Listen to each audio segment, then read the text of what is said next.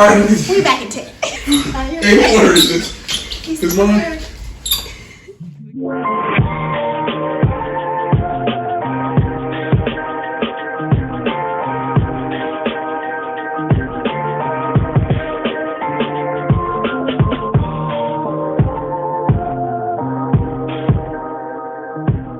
Welcome to the Open Honest Podcast, where the truth may not set you free, but it's damn sure to keep you open and honest. I'm John. I'm Annie. Let's keep it open and honest, baby.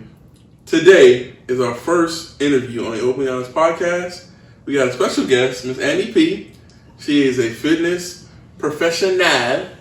Today's topic will be on fitness, but let me read off some of her credentials, what makes her very certified for this interview, because I ain't just getting nobody off the street now. So she has a Bachelor's of Science in Kinesiology, focuses fitness, a certified personal trainer, a certified master fitness trainer, a certified resistance training specialist, a certified endurance training specialist, a certified fitness nutrition specialist, and to top it all off, she's finna get her master's degree in exercise science. She'll be graduating in August. Friday, she came a long way. By the way, this is my sister-in-law, Yvette's little sister. Mm-hmm. So little big sister. So welcome to the podcast, Annie. I'm excited. So let's get it popping. Yeah. Why fitness? What made you? What made fitness your main goal? What made you want to do it? Okay, so why I chose fitness, it sounds kind of deep, and I'm not trying to be deep, but it is kind of deep for me because I've been through a lot in my life, just like we all have been through things in our life, but specifically in fitness, when you're exercising, right, mm-hmm. and you're putting your body through stress, right, mm-hmm. you're breaking yourself down, basically. Okay. And you can try and exercise, and you can continually fail at it, mm-hmm. and fail mm-hmm. at it, and fail at it until you master it, right? Okay. Then you master that exercise, and there's always a new level. Yeah. There's always somewhere to improve. There's always a way to be better. Okay. And I just think that in life, like every single day, we should be challenging ourselves mm-hmm. to be better than the day before. Absolutely. Right? Absolutely. And I think that people who involve themselves in fitness in some type of way are just stronger mentally and physically than the average person. And so when you apply this to your life, I think you become unstoppable. When you apply, like, I'm going to push myself through every obstacle, through every mm-hmm. pain, through every stress until I master it. And then once I master it, hey, guess what? There's a new level. Yeah. I think when you apply that to your life, you become unstoppable. And I've applied that to my life. Like, essentially, people say, like, what are you going to do after high school? I'm going to get my bachelor's.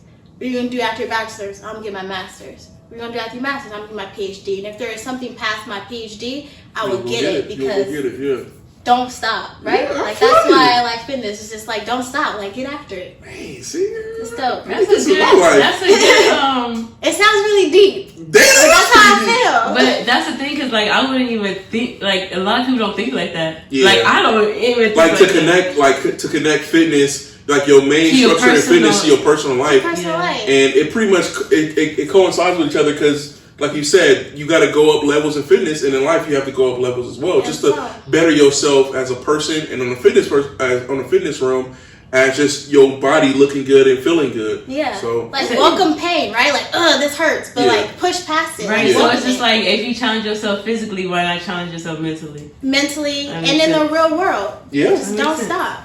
It hurts. Get past it. See, this is why she my guest. But she knows what she talking about. But we got some questions for you. So, there's a lot of myths in fitness. There is. I've heard plenty. I've seen plenty. I've done plenty. Yeah. So, what are some of the biggest myths out there right now, and what makes it not true?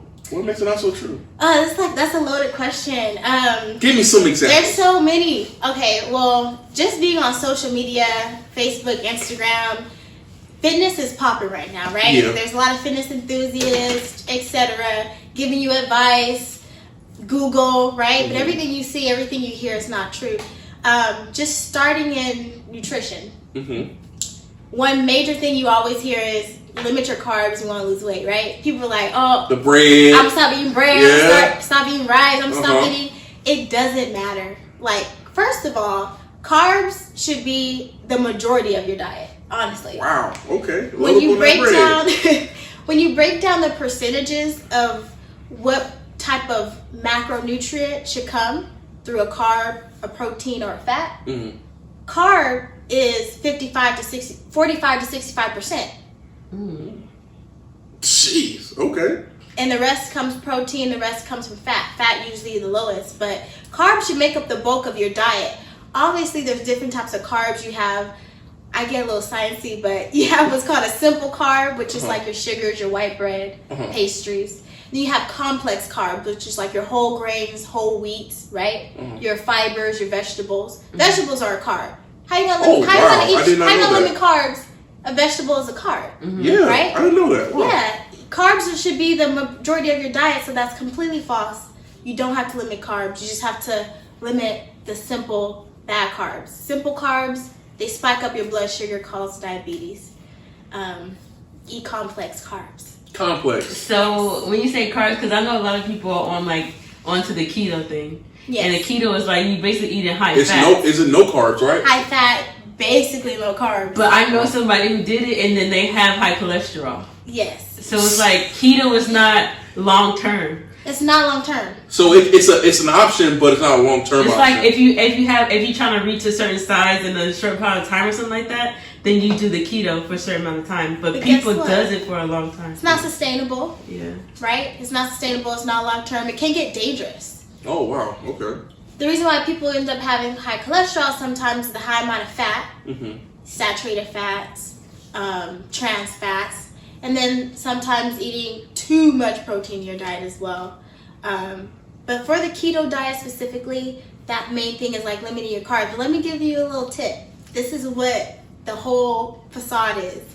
When you limit carbs out of your diet, right? You go on a really low carb diet, you will initially lose more weight than a person who's just watching their caloric intake. Because limiting your carbs actually drains out water weight. So this person is not actually reducing the fat in their body. They're just releasing water. They're releasing water.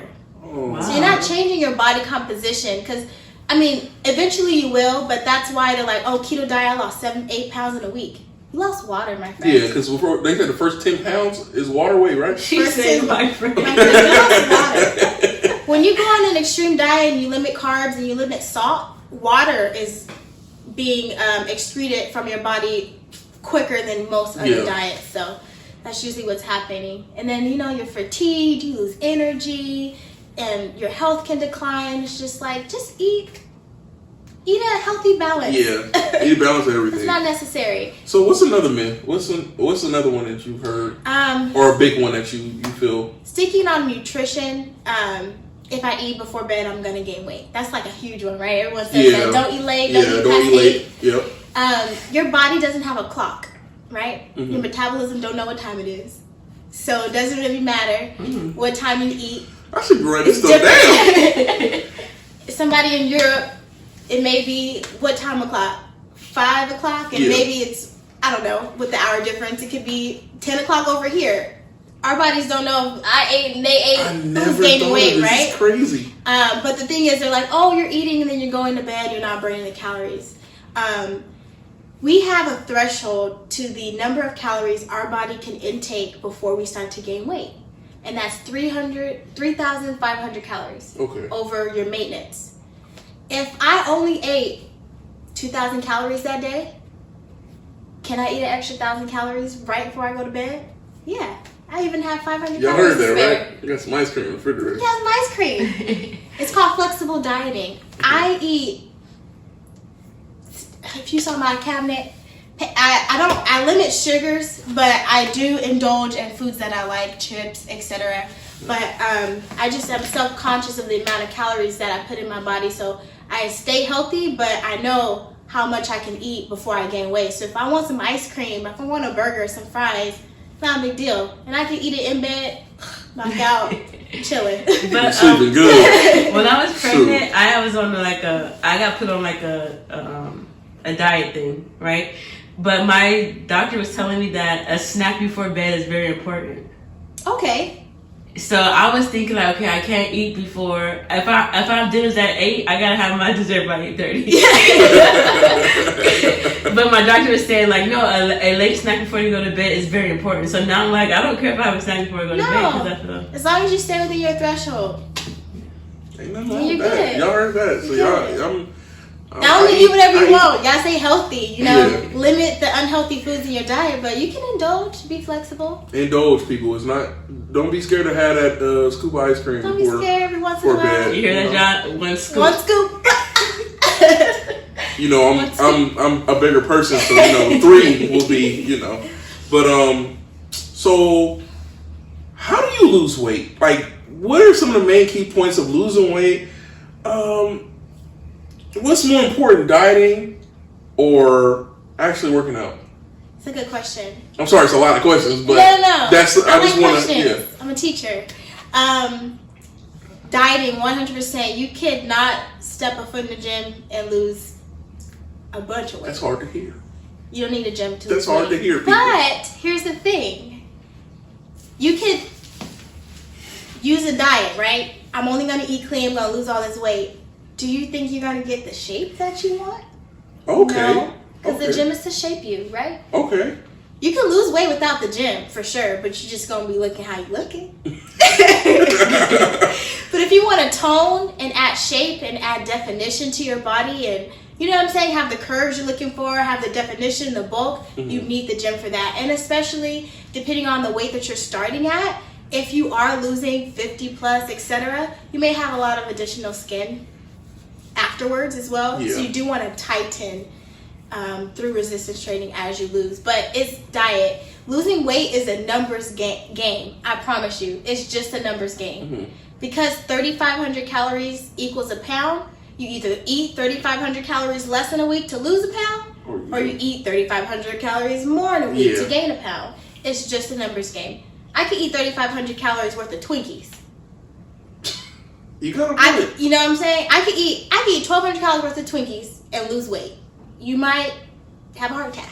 But the weight's gonna be gone. It's really a numbers game. Okay, I get it. Okay. It's a numbers game. You ain't gonna be healthy that way, but you know what I'm saying? It's numbers. It's so number. simple. Every item you eat has a calorie intake. It does. So how much you consume, whether it's good or bad food, you're consuming it. So you want an apple or you want to not? Exactly. Yeah. That apple might be juicy, but the hot Cheetos, right. They And how full are you getting? You can eat 5 apples. You can eat a little bag of hot Cheetos. You're gonna eat about 5 more bags of hot Cheetos before you get full. But you eat that bag of apples, you're gonna be on the toilet. I'm gonna just let you know. It's gonna run through that you. fiber. That fiber gonna get you. Okay, I got a question for the ladies of, the lady listeners of the Openly Honest podcast. Okay. Women want to have that tight waist, big booty, Right. That's what the women in the world are doing today. So what are the steps for a woman to get that tight waist, big booty? And then, do you have any secrets to it, or is it just self-explanatory? It's, I get this a lot, and it's a process. So I do have a lot of women who approach me and say, I want to lose my waist, but I want to keep my butt. You know what I'm saying? Or, vice versa. But if you think about it, right? If you're losing your belly, you're losing weight. Yeah. If you're getting a big butt, you're gaining weight. Okay. Can you lose weight and gain weight at the same time?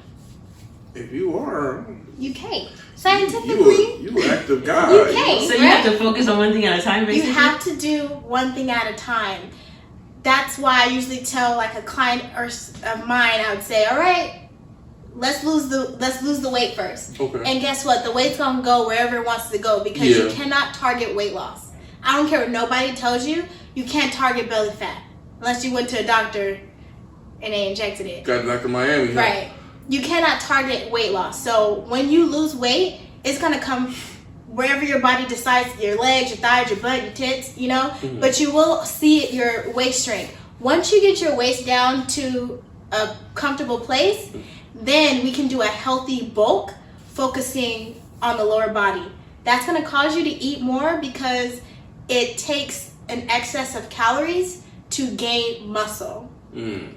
But if you're doing it in the correct amount and the correct frequency and with the right foods, you won't see that abdominal fat come back.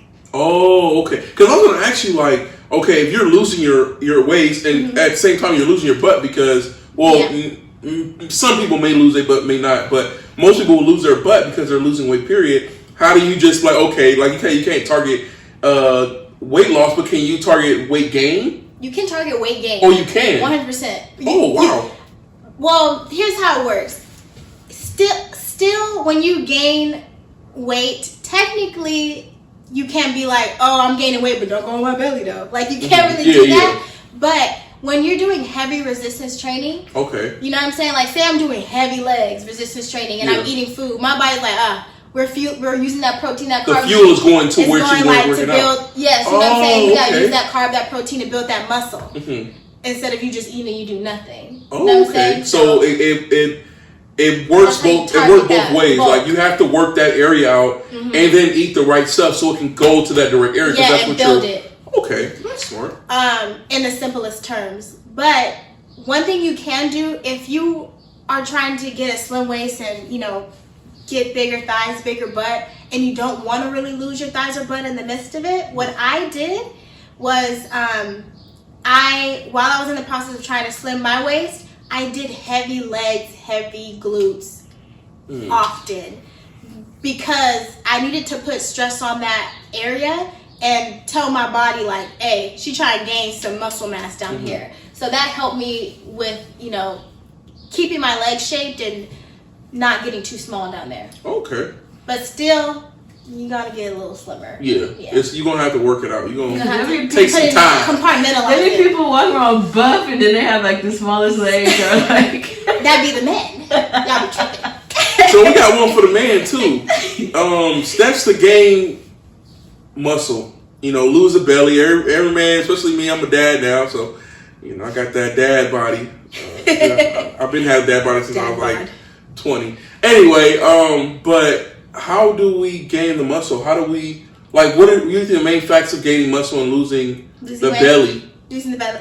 Because I think most men don't care about their legs too much. Like, some do, some don't, but everybody want that six pack and big chest and, you know. So what is I wouldn't say the quickest way because everything's a process, but what is a strong way to get those attributes on you? Well, I'll start here. What I hear most often from men who want to lose weight but gain muscle is they're like, I want to lose weight, but I don't want to lose my muscle. Because when you're in the process of heavy weight loss, you do end up losing some muscle mass. Yeah. And usually you're like, nah, like, guys are not with that. They're like, I want to keep my muscle. Yeah. So you have to do it at a pace. So if you have to lose weight kind of at a slower pace and keep your protein intake high.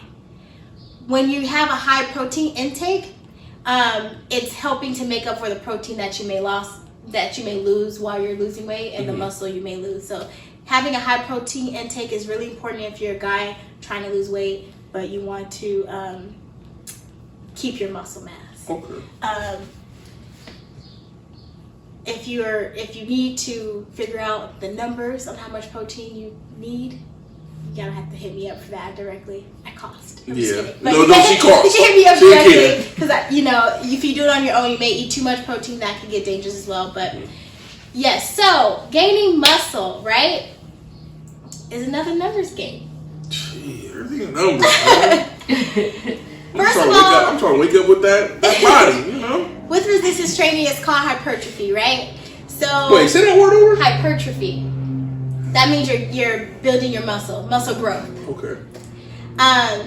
You want to scientifically, you want to target the muscle groups that you're trying to gain 2 times a week. So every muscle group you hit that muscle 2 times a week to get optimal growth, right? Okay. There's so many factors that go into muscle gain. Are you getting enough sleep? Are you eating enough carbs? Are you eating enough protein? Are you hitting that muscle group twice a week? Like, it's a science behind it. Yeah. Are you lifting enough weight? you have to literally strip down your muscle Yeah, fibers to make it grow to again, make right? it grow again. Yeah, I learned that. So it has to be heavy enough. The average weight, they say, or amount of reps is 6 to 12 or 8 to 12 reps to build muscle. Okay.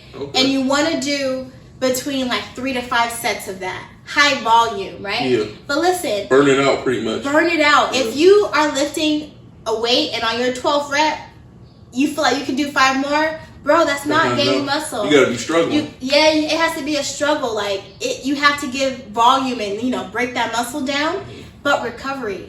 Because guess what? If you broke that muscle down and you didn't give it the carbs it needed and the protein it needed afterwards to recover, ain't no point. And if you didn't rest so that muscle can actually recover, sorry, because guess what? You break that muscle down, right, on Monday, and then say on Tuesday, and now that you broke that muscle, you're right here, right? Mm-hmm. Say you have a line, and you went to the gym and you're here. And then you went to the gym and you broke that muscle down, now you're down here. You need to give that muscle time to rest so that when you get to building it again, it's here again, and you can build from there. Oh, but if you're here, you broke that muscle down, you didn't rest, and you went to break it down again, you just did yourself. You got to come back up from that. Yep, you just reversed it. You just made it worse. So rest, sleep. When you're sleeping, your body releases growth hormones. Sleep is important. Drink water. Eat the right amount of carbs and protein. As a rule of thumb, if you're trying to gain muscle, eat between 1.4 to 1.7 grams of protein per pound of body weight. Jeez. No, yeah, per pound of per kilogram of your body weight. So y'all gotta go up in there and do y'all science. Not kilograms. Hit her up. Kilograms and grams. And I don't even. So it's a numbers game. That's why you need, trainers and fitness professionals, because we know the numbers. We know how to break it down. Okay, so I have a question. Like, a lot of people feel like the treadmill is like the number one thing to I would say women, to lose weight. But I remember when you was giving me stuff to do, there was like a circuit you had to do. Yes. Circuit was deadly.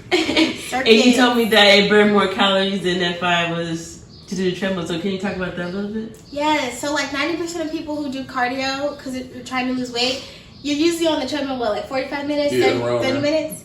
And yes, you're burning calories, and yes, you're burning fat, but you can do a high intensity exercise for half that time and burn more calories and just as much as fat or more. Why is that? And because you're when you're bringing your heart rate up to a higher intensity, you're working harder and you're burning more calories, right? Okay. So it's a ratio.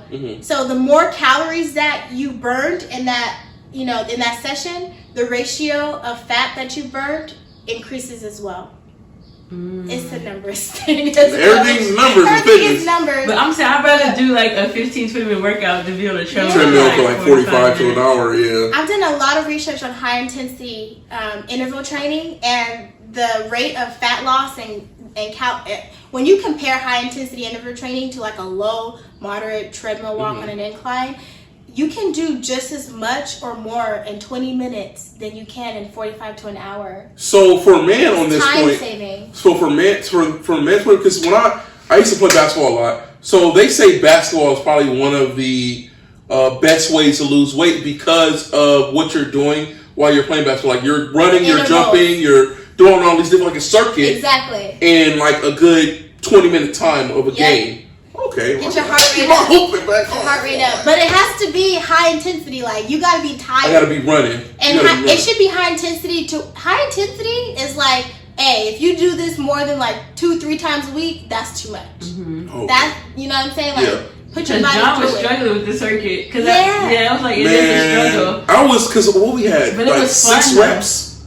I think it was like 5 reps of the whole circuit. So I did the first one was the easiest. The second one was good. By the time that third one hit, because I know we had to get on the Stairmaster for like the last 5 minutes or 2 minutes of that circuit, and I'm like, dog, this Stairmaster, I might break this thing because this is killing me. I think that's the most I sweated in my life. Yeah, that's not the most I've sweated in my life, but I was extremely But tired. for me, I like it because you're going to the next, and you're not just in one place. It's not like you're just doing one thing. Yeah, that's making it fun for it. Yeah. And it's like you're not only burning calories, etc., but you're challenging your heart. You're making your heart stronger, your heart healthier. You don't feel that same way when you're on the treadmill for 45 minutes, right? You feel tired, but do you know that heart pump you get after you're like, ooh, you know what I'm saying? Like, ooh, yeah, my heart works out. That's creating a strong heart. Yeah. Like it hurts to swallow.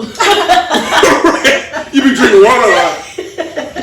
Nah, but we gotta go back to one of the questions, one of the myths. Okay. You see a lot of advertisement for these waist trainers for these women, right? Mm-hmm. So, what's up? Does this waist trainer thing actually work from a science point of view? From a science point of view, no. I mean, it does something, but how are you gonna burn belly fat from the outside? For an exterior thing on the outside of your belly, how's that gonna burn belly fat? You can't target belly fat. Yeah. They're targeting perspiration and heat conduction, and you're sweating in that area, and you're losing water weight, and you may see, inches get lost for a temporary amount of time, but it's not long term. It's not. If your goal is on the inside, I want to lose belly fat and I want my body composition to improve, a waist trainer is not going to do that for you. So do you think it helps shape that person? A waist trainer can help shape, especially that it's so tight. It's not a healthy way to shape your body, but you got that tight thing around your waist. You doing it every day, you're going to start to see a little bit of that curve. But what's important is the body fat that's on the inside. Yeah, absolutely. That's, So you're losing more water than you are, it's just helping you lose more water. You're sweating more. Don't be killing yourself out here with this waist trainer. Yeah. So don't wear it all extra tight.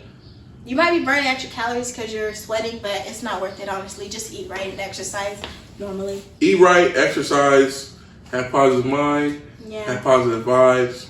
You'll get there. You will. You see, I ain't got there yet because I'm so negative at times. But we got a fitness challenge, and I was told the last minute that I actually have to demonstrate this fitness challenge for y'all. So before that, what do you do for a living? Oh, okay. Well, I'm a teacher, so I teach at a college. I won't disclose that, but I teach fitness-related classes. And I'm also at exercise physiology. I work with firefighters. I help train them. I help make sure that they're ready for the field. So that's the bulk of my day. I teach Monday through Friday, and then certain days out the week, I work with firefighters as their exercise physiologist. So she's the real deal. Firefighters, people that's important in this world, she working with. So yes, teaching is my favorite. So if you have questions, I just love teaching people. I just want people to know. I think that as a personal trainer, most personal trainers want people to rely on them. But I'm educate these people so they can go home and be healthy for the rest of their lives. That's our purpose, right? Yeah. Yeah. People just from my point, from my experience with personal trainers, it's they just want your money. They just want money. They just want money, and like you said, to rely on them. Be okay, I got to keep coming back to you to actually lose weight because you put that in my mind that I need you. But from your point of view, it's nah, I'm going to educate you. You're going to need me for a little bit. Right. You're going to give me, I ain't done nothing for free. Yes. So you're going to pay me, but you're going to like me. You're going to like me. You ain't going to need me for a long point of view. For a long point of time. You're going to be able to educate yourself and, educate others as well. Right. So that's my goal as a trainer. I don't need you as a lifetime client. Yeah. I need you to be able to train yourself as be your own client. Yeah. You should learn that much information from your trainer. So is it a good sign, after you work up, if you throw up? No. It ain't? No. Oh, I thought I was just pushing myself. No. You have a fluid coming out of your body. Okay. That's kind of overtrained. I've definitely done that in the beginning when I was first training people, and I used to be I worked them hard. No, you did too much. Oh, wow. I'm gonna ask that. John was making it seem like it was a good thing. Because I ain't gonna lie, because I know one time I had after I was doing this what was this this football thing, this thing, and from that point I hadn't worked out. Yeah. Period. Yeah. I was way out of shape. So they had our first little thing. We had trained, we had ran, and all this other thing. About 30 minutes in, I'm dog, this oatmeal coming out. And it came out. And of course, you feel relieved after you threw up. But later, I felt like, man, I threw up. That was a good workout. No. I mean, well, you don't want to eat that close to a workout. Like, no, I ate like a good 2 hours. Okay, you took like 2 hour gap in between. Yeah. Like, but no, that's too much. Your body was like shocked. Like nigga, what is this? Yeah, it's not right. Okay, so don't be throwing up. Like they can help it. Not the right thing to do.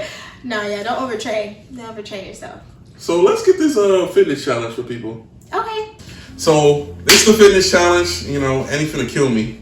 Yes, I am. So what you got? All right, we're gonna do mountain climbers. Get that high intensity in, and then we're gonna do some squats. 20 mountain climbers, 20 squats. I gotta do 20 squats. Yep, 10 and 10. Okay, that's fine. 10 mountain climbers, 10 squats. Do it again. 10 mountain climbers, 10 squat. Rest in between and do it one more time. Okay. So this is gonna look like you get your couch, right? Oh, I gotta squat the couch. You gotta squat and mountain climber on the couch. Hands on the couch and drive those knees up. It has to be 10 on each leg. Damn. When you're done, pick up this baby right here. Get low. 10 squats. 1. Oh, hey, I'm finna. 2. Hey, y'all listeners and viewers, or y'all listeners, y'all can't really see it. That's why y'all should go on YouTube and check this part out. But y'all YouTubers, don't laugh at me, man. Please don't come in the comments because apparently I'm out of shape. I'm a coach him. Don't worry. So, Ready? you got mountain climbers first? Yep. Put this up against the wall so you don't fall. Drive those knees in. Ready? Get it. Hit it. There you go. Yes. I don't know. Hit it. Get it. I think I did over 20. Did you? Alright. Alright, squat that couch. How many times? 10? 10. Here we go. Nice and low. 1, 2, 3, 4. Bend those knees. 6. Yep. 7. 8. 2 more. 9. 10. Hey. I hate y'all. Well, you ain't doing this? I did mine. Oh. So I gotta rest and then do it again? You rest, do one more. You got this, honey? Hey. We can do it at the same time. I'll hold this side of the couch. Alright. Alright, We'll be back in 10. Alright. Hey, what order is this? Is mine? Alright, let's do this. Let's do the car. We'll do 10 total. Alright. Just cry like baby. Oh, we can do 10, 20. That was easy. Ready? Do the squats. 3 up.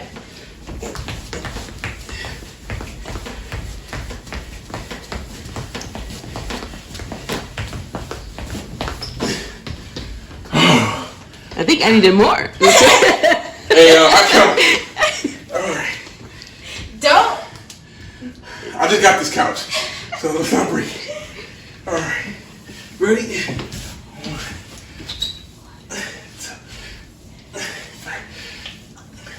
2, 3. Yeah. 6. 8. 2 more. Hey. Alright. Sorry. That's a good workout.